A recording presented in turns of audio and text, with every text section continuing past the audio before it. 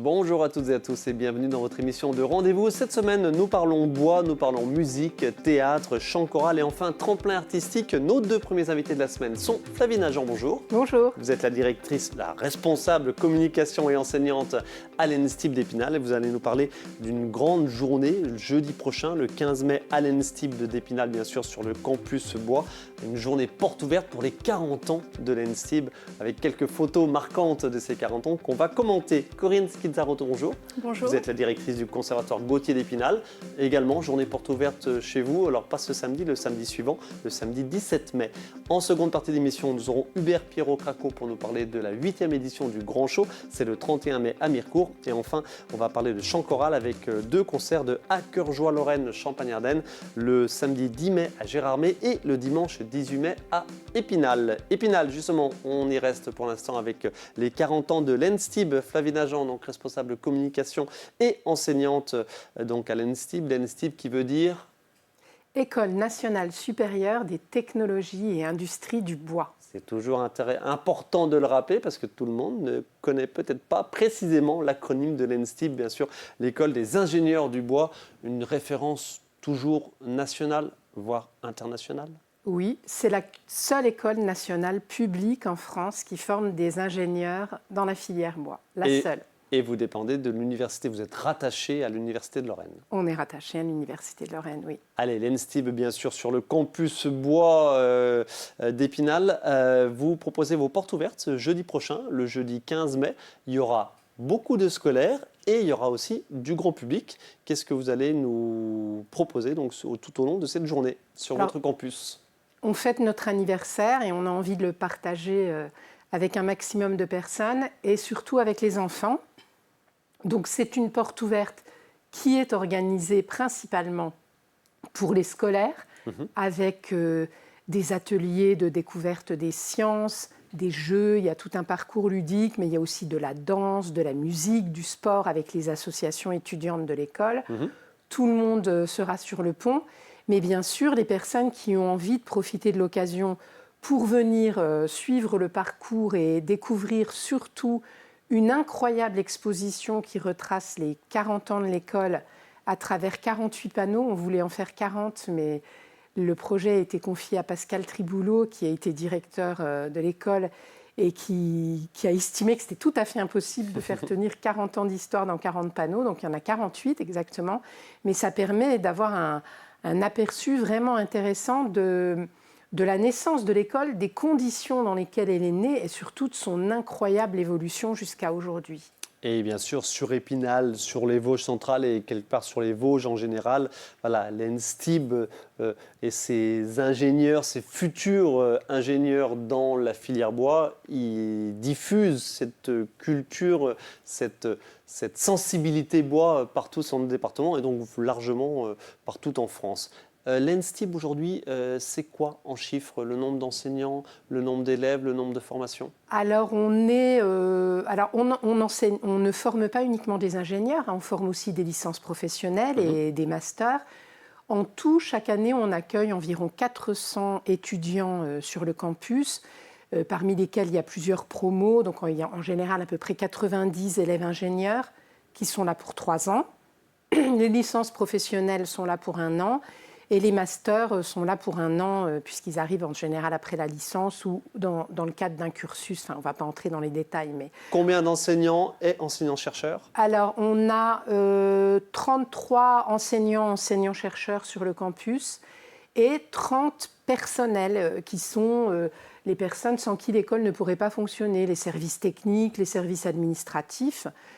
Qui joue un rôle extrêmement important, puisque c'est une usine, l'ENSTIB. Flavie Nagent, pour ces 40 ans, je vous ai proposé de nous envoyer 10 photos qui ont marqué ces 40 ans de l'école. Donc 40 ans, je répète, sur lesquels vous allez revenir le jeudi 15 mai, donc jeudi prochain, une journée entière avec des scolaires et du grand public porte ouverte. On va voir ces 10 photos. Un petit commentaire sur chaque photo pour marquer donc, les 40 ans de l'ENSTIB à Épinal. On commence avec cette sculpture dans l'amphithéâtre, bien sûr, de l'école. Deux mots sur chaque photo. Cette sculpture, c'est René, c'est la mascotte de l'école. C'est une statue d'un artiste qui s'appelle Stephen Balkenhol, un Allemand, qui est aujourd'hui très coté. Et voilà, c'est René, il nous accompagne. Et c'est la mascotte, tous les étudiants ont leur photo à côté de René. Voilà, exactement. Allez, trois personnages d'importance, surtout à Philippe Séguin, bien sûr. Alors, Philippe Séguin, cette photo, elle a été prise à l'occasion de sa dernière visite à l'ENSTIB 2 ans avant sa disparition. Et il était très attaché à l'école. De toute façon, sans Philippe Séguin, l'ENSTIB n'existerait peut-être pas, puisqu'il a été là dès le départ. D'ailleurs, l'exposition montre des courriers qu'il a écrits qui valent vraiment le déplacement. Extrêmement drôle. Une figure, c'est certain. Voilà, l'inauguration d'une alors là, c'est la construction du bâtiment 2, puisqu'au départ, c'était juste une halle technique d'usine qui devait accueillir une usine de chocolat industriel. Ouais. Et puis petit à petit, tout autour, se sont construits une multitude de bâtiments, dont l'amphithéâtre Philippe Séguin. Mais là, c'est le bâtiment 2. Et on voit qu'il y a une passerelle assez impressionnante qui relie au bâtiment d'origine de l'école. Photo suivante. 2017, François Hollande. 2017, François Hollande et Laurent Blairon. En tant que président, bien sûr. Voilà, Laurent Blairon qui lui présente la dalle d'essai, si je vois bien sur la photo. Et j'ai choisi cette photo parce que Laurent Blairon, aujourd'hui, il est le directeur de l'école dont il a été un étudiant. Et il est parti, il est revenu comme enseignant, directeur des études. Et là, il a accueilli François Hollande avec évidemment Pascal Triboulot, le directeur de l'époque. Avec beaucoup de personnalités qui sont passées par l'ENSTIB, bien sûr. 2022. 2022, c'est un moment très important puisque c'est l'inauguration des travaux de la halle technique de l'école, 2 800 000 € d'investissement financés par les collectivités, par l'Université de Lorraine et une partie sur fonds propres. Des investissements qui permettent à l'ENSTIB d'être toujours en avance en termes d'innovation, de robotique. Donc c'est très fort ce moment à l'école. Photo suivante. Ça, c'est une image parmi les centaines d'images de la remise des diplômes, avec toutes les folies que les étudiants sont capables d'imaginer pour cet événement. Voilà. Ça se fait tous les ans au Centre des Congrès d'Épinal. On poursuit. Et ça, c'est un petit garçon qui regarde une maquette des Défis du Bois, puisque tous les ans, à l'occasion des Défis du Bois, et cette année encore, bien que ce soit à huis clos, on va quand même accueillir des enfants pour leur faire découvrir. On va dire 2 mots dans quelques minutes, dans quelques instants. Allez, encore une photo. Le Lapachol, la fanfare emblématique de l'école qui est présente sur tout le département et même dans le Grand Est, puisqu'ils vont jusqu'au marché de Noël de Strasbourg. Et on termine avec les Montgolfiades, tous les ans au mois de juin, des montgolfières dans le ciel qui permettent au personnel et aux étudiants de l'école de faire un premier vol en montgolfière. Depuis l'aérodrome de Dogneuville. Flavie Agent, le temps nous presse. 2 mots sur les Défis du Bois dont on va voir l'affiche. Défis du Bois, édition très singulière. Ah pardon, oui, il y a une dernière photo. Vos petites jeunes qui ont eu une récompense. Voilà, donc cette année, 2 étudiantes qui ont été primées avec trophée d'or, trophée d'argent, trophée de bronze. C'est Julie et Tiffany qui ont filmé leur formation et qui ont été primées à Paris devant des centaines et des centaines, voire des milliers d'autres candidatures. Et on peut retrouver ça facilement sur les réseaux. Merci beaucoup. Flavie Agent, on regarde l'affiche des Défis du Bois. Ça se passera donc du 17, donc le samedi, le week-end qui suit vos portes ouvertes du jeudi 15. Donc ça se passera du 17 au 24 au col de la Schlourte à Épinal. Défis du Bois à huis clos. Dans les grandes lignes de ce que vous pouvez en dire pour l'instant, parce que c'est très secret. Oui, donc cette année, 36 défis boiseurs répartis en 6 équipes de 6, architectes, ingénieurs, compagnons du devoir. Ils vont construire des micro-architectures en bois dont tout le monde pourra profiter à partir de la fin du mois de mai. Mais avant, c'est à huis clos parce que c'est dans un endroit en pleine nature qui, pour des raisons de sécurité, n'est pas du tout pratique pour accueillir du public. Donc voilà, une innovation d'importance entre guillemets pour ces 40 ans, c'est des Défis du Bois à huis clos, mais avec une portée qui rayonnera bien Et ça au-delà. va rester très longtemps. Et ce sera magnifique. Allez, merci beaucoup. Nous y serons, bien évidemment. Pour l'instant, c'est très secret, comme vous l'avez compris. Flavie Agent, merci beaucoup. Je répète, donc, Merci porte à ouverte vous. de l'ENSIB jeudi prochain, le 15 mai, et les défis du bois du 17 au 24 au col de la Chetourte. C'est tout ce qu'on peut en dire pour l'instant. Corinne Schizzarotto, directrice du Conservatoire Gauthier d'Épinal, merci d'être avec nous pour nous parler également des portes ouvertes que vous proposez le samedi 17 mai. Donc, c'est pas ce samedi, c'est le suivant. Pareil, le conservatoire en chiffres aujourd'hui, c'est quoi? Le nombre d'élèves et surtout le nombre de cursus, le nombre d'instruments qu'on peut jouer et pratiquer. Alors le conservatoire aujourd'hui, c'est plus de 900 élèves, une belle remontée après la période Covid. Conservatoire à rayonnement départemental, on précise. C'est ça, musique et théâtre.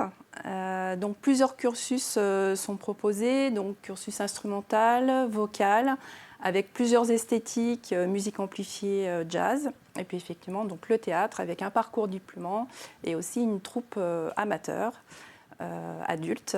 Et puis ça fait 2 ans maintenant, tous les ans, on a un projet comédie musicale qui est très apprécié. Ce sont des élèves soit musiciens ou théâtre qui rejoignent ce projet pour le monter sur l'ensemble de l'année. On va voir quelques images du concert de fin d'année, donc c'était en décembre dernier, qui résume un petit peu notamment le parcours musique classique et le parcours musique amplifiée, parce que ça a son importance. Peut-être est-ce toujours méconnu du grand public, le fait de pouvoir jouer, apprendre un instrument on dit de musique amplifiée, c'est-à-dire avec évidemment de l'électronique derrière pour amplifier tout cela. Ce concert de fin d'année, bien sûr, ça a son importance et vous menez beaucoup de concerts, vous proposez beaucoup de concerts gratuits tout au long de l'année. Oui, tous les concerts du conservatoire sont gratuits. Donc il ne faut pas hésiter à venir. Notre saison, c'est plus de 50 manifestations à l'année entre octobre et juin. Donc là, on voit des images justement du cursus musique amplifiée. On a de nombreux élèves, on a doublé l'effectif en cette rentrée, en partenariat avec la Souris Verte et la Spina Jam. C'est important aussi de mettre en valeur les associations du territoire. Donc on travaille conjointement avec la Spina Jam. Et puis on bénéficie justement des locaux de la Souris Verte qui ont vraiment tout le matériel et les studios de répétition pour que les élèves puissent être accueillis le mercredi après-midi notamment. Concrètement, de quoi parle-t-on en termes de cursus musique? Il y a les élèves qui sont en classe à horaire aménagé, mais il y a aussi et surtout le grand public qui peut bien sûr venir suivre des cours chez vous, donc au Conservatoire Gauthier d'Épinal, en cursus libre, c'est ça? Traditionnel. Traditionnel. Voilà. Comment aujourd'hui ça se ventile, ces deux formations? Alors en journée, donc, on a les classes horaires aménagées musique, donc, avec l'école Ravel et puis collège Jules Ferry. Aussi des classes horaires aménagées théâtre avec le collège Saint-Exupéry. Donc ça, nous recevons les élèves en journée et à partir de 16h30, donc, nous accueillons les élèves du cursus traditionnel. Où là, donc, ils peuvent apprendre d'un instrument. On a plus de 50 disciplines au conservatoire. Impossible de toutes les citer. Non. Il y en a qui sont plus prisées que d'autres, bien sûr. Oui, forcément, piano, guitare, flûte traversière, mais il ne faut pas oublier les autres disciplines. Effectivement, donc un cursus complet, c'est donc l'instrument, la formation musicale, et puis très rapidement, la pratique collective. C'est important de partager la musique. Donc même pour les instruments monodiques, c'est tout à fait possible de faire partie d'un orchestre. On voit là une masterclass avec notamment des élèves du Conservatoire Gauthier d'Épinal, une masterclass qui avait lieu au Cube à Remiremont, puisque ça c'est aussi quelque chose qui vous tient à cœur, c'est de plus en plus de partenariats pour irriguer tout le département. C'est ça, conservatoire départemental. Donc notre mission principale, c'est justement de rayonner sur le département et bien au-delà, puisqu'on travaille aussi en réseau Grand Est avec les conservatoires de Strasbourg, Colmar, pour les élèves qui sont en classe supérieure. Mais effectivement, le but, c'est de s'associer aux écoles de musique et conservatoires du territoire des Vosges pour des projets ou masterclass. Le samedi 17 mai, c'est-à-dire pas ce samedi, le suivant, qu'est-ce que vous allez proposer tout au long de la journée, de découvrir justement tous ces cursus et pourquoi pas s'essayer un petit peu aux instruments. Oui, c'est ça. Donc entre 10h et 18h, donc rue Thiers, avec en concert d'ouverture l'ensemble vent et percussion premier cycle, et en fermeture le département musique amplifiée. À quelle heure ça commence? À partir de 10h et jusqu'à 18h. Donc là, tous les enseignants du conservatoire sont à votre disposition pour parler pédagogie, mais aussi l'instrument, quel instrument choisir. Vous pourrez essayer les instruments. Nous aurons aussi des temps avec le théâtre, avec des répétitions publiques, et puis échanger aussi avec l'équipe théâtre pour une inscription. Allez, le Conservatoire Gauthier d'Épinal, porte ouverte le samedi 17 mai. On répète, conservatoire à rayonnement départemental, donc avec plein d'actions et de partenaires sur tout le département. Les formations, les instruments, vous découvrez tout ça le samedi 17 mai. Et puis aussi et surtout, je réitère, la programmation de concerts tout au long de l'année. Il y a plein de choses.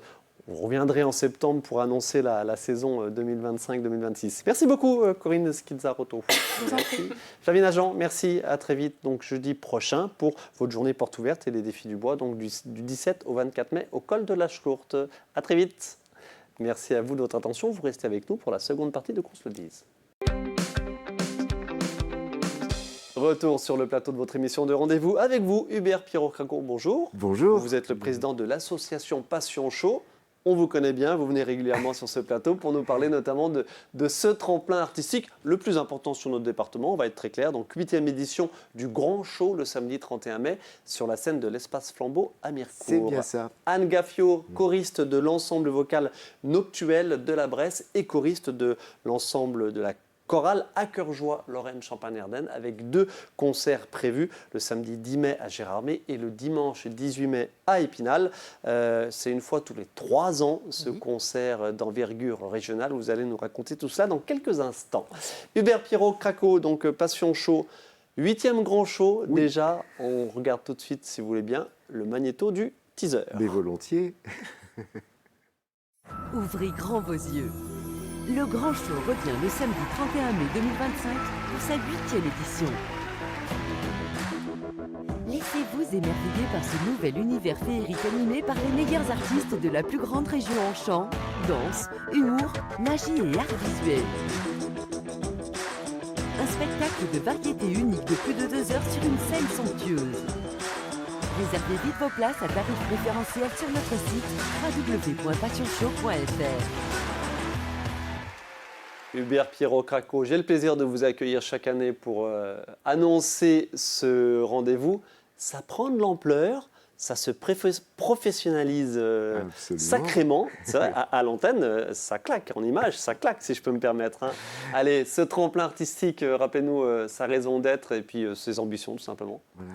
Mais nous avons vu donc des images de l'édition précédente. Cette année, 8e édition, nouvelle édition, nouveau plateau artistique, nouveau décor aussi, nouvelle scénographie. Hein. Ce sera un univers fantasy cette année. Voilà, avec donc 16 candidats, 16 passages, parce qu'il y a quelques duos dans le nombre. Voilà. Quel type de performance artistique vous ne bridez personne, vous acceptez vraiment toutes les performances? Ah bah oui, absolument, oui. C'est à savoir par nature un spectacle de variété, hein. Mais on retrouve chaque année chant, danse, magie, art du cirque. Voilà. Cette année également ventriloquie, jonglerie en particulier, voilà, numéro aérien, cerceau aérien. On va revoir quelques images donc, de l'édition 2024.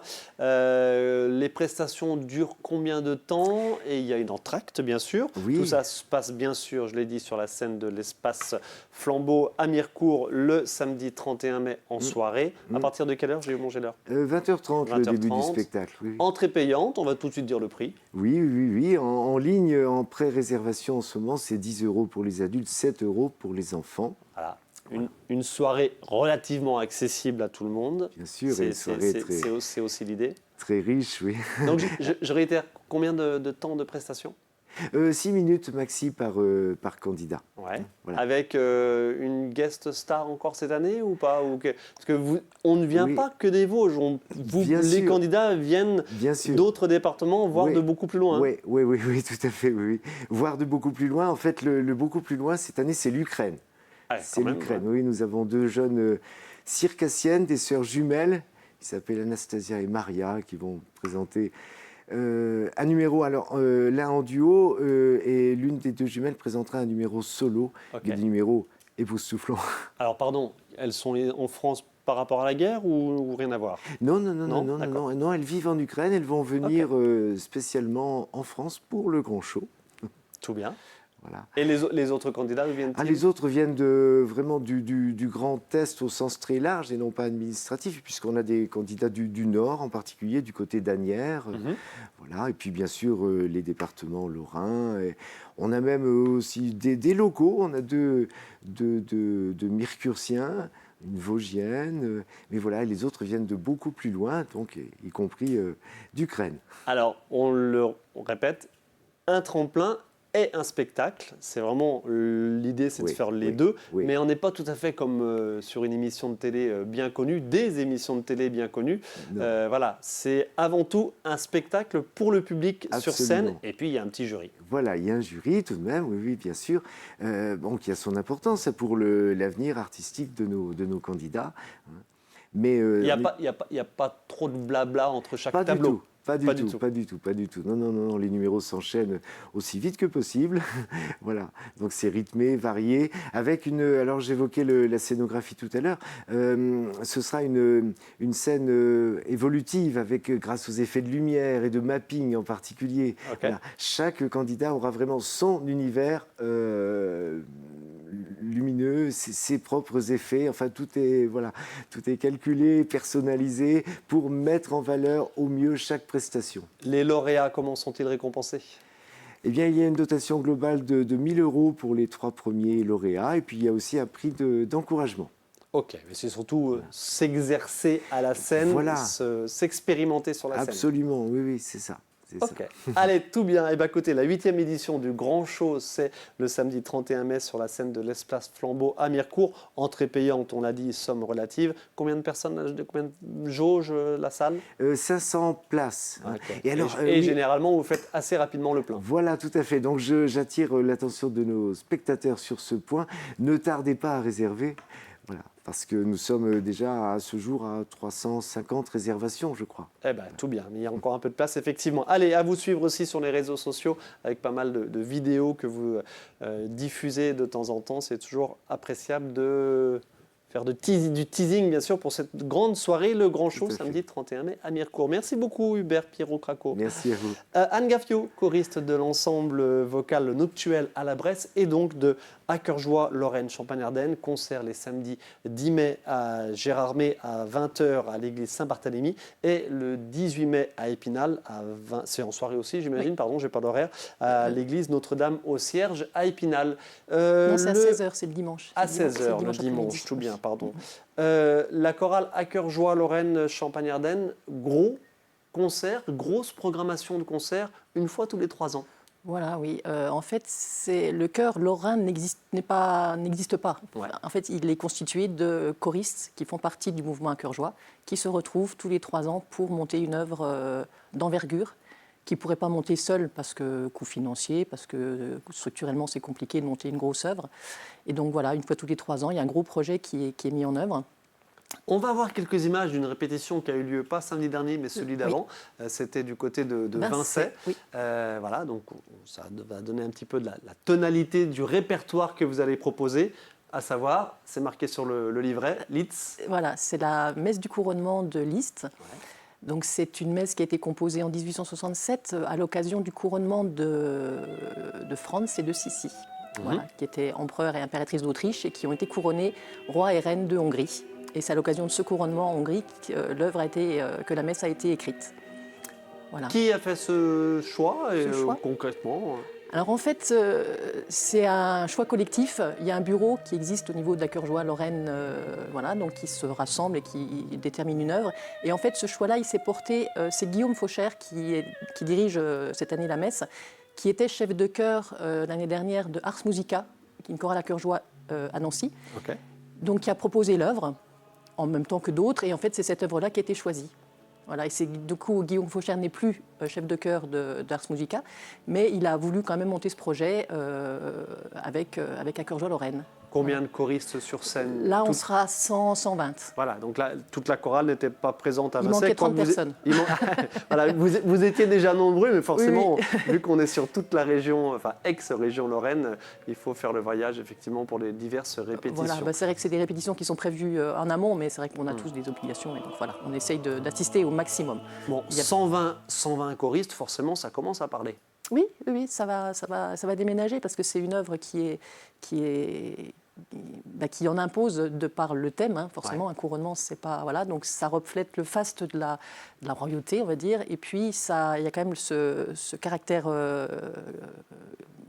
religieux qui est présent, très présent. Parce que donc Liszt c'était à l'époque de sa transition, on va dire. Il est devenu religieux à peu près à l'époque là. Il est passé d'être état d'une personne qui aimait beaucoup faire la fête, etc. Il n'a pas pris le voile parce que voilà, mais je sais plus comment on dit il a pris la robe de moine, voilà. Et donc il est devenu abbé. Et donc c'est sa période de transition. Donc il a vraiment mélangé les deux, le côté catholique et puis donc le faste de la royauté. Ok, on va revoir encore quelques images de la répétition. L'occasion de prendre un petit peu le pouls du chant choral sur notre département. Il y a beaucoup de chorales. Alors on en avait déjà parlé il y a quelques années puisque vous étiez venu notamment parce que voilà, il y avait une certaine dynamique. On sent que depuis le Covid, il y a une dynamique encore plus forte. À quoi est-ce dû? Est-ce dû à la volonté de monter sur scène? Est-ce dû, peut-être au vieillissement de la population, où effectivement c'est une chouette activité artistique et culturelle je quand pense on est qu'il y a en un regain pré-retraite ou en parce retraite? qu'il y a un regain surtout au niveau de la jeunesse. Il y a beaucoup de chorales universitaires qui se montent, et notamment à Nancy, une chorale à cœur joie qui est très, très dynamique et qui vraiment monte des projets qui sont absolument fabuleux. Okay. Donc beaucoup de jeunes qui sont attirés par ce dynamisme, cette volonté de se retrouver, de passer de bons moments ensemble. Qu'on soit d'un niveau, qu'on connaisse la musique ou pas, on peut chanter. À cœur joie, justement, c'est cet esprit qui veut vraiment mettre en valeur. Quel que soit son niveau, on peut chanter. Et l'idée, c'est vraiment, à travers une œuvre comme celle-là, par exemple, c'est de progresser. C'est de s'entourer d'autres personnes qui sont peut-être plus douées, on va dire, ou d'un chef de qualité. Notamment là, c'est quand même Guillaume Faugère, c'est quand même le chef de chœur de l'Opéra national de Lorraine. C'est quand même une pointure. Donc on a la chance de pouvoir avoir des chefs comme ça qui nous montrent des techniques, qui nous échauffent d'une certaine façon, qui vraiment nous poussent à progresser, quoi. C'est le côté très intéressant du mouvement. Rendez-vous sur scène pour peut-être convaincre et avoir de nouveaux adhérents dans les multiples chorales sur notre département. Et donc au niveau de la Lorraine aussi, il y en a beaucoup, vous l'avez dit. Allez, 2 concerts donc dans les Vosges de la chorale À cœur joie Lorraine Champagne-Ardenne le samedi 10 mai à Gérardmer, c'est à 20h à l'église Saint-Barthélemy. Et à Épinal, c'est le dimanche 18 mai à 16h en l'église Notre-Dame au Cierge. Merci beaucoup Anne Gaffio. De rien, juste une petite précision. Les premières parties, donc la messe dure 45 minutes et en première partie, c'est une chorale qui assure donc, la première partie du concert. Et donc samedi 10, c'est la chorale noctuelle, c'est l'ensemble vocal noctuel qui assure la première partie. Et le dimanche ensuite, ce sera l'ensemble vocal Polisson. Ok, noctuel, dont vous faites partie à la Bresse. Voilà. Merci à tous les deux de votre participation Merci. à cette émission. À très vite sur le terrain. Merci à vous de votre attention. On se retrouve la semaine prochaine pour une nouvelle émission.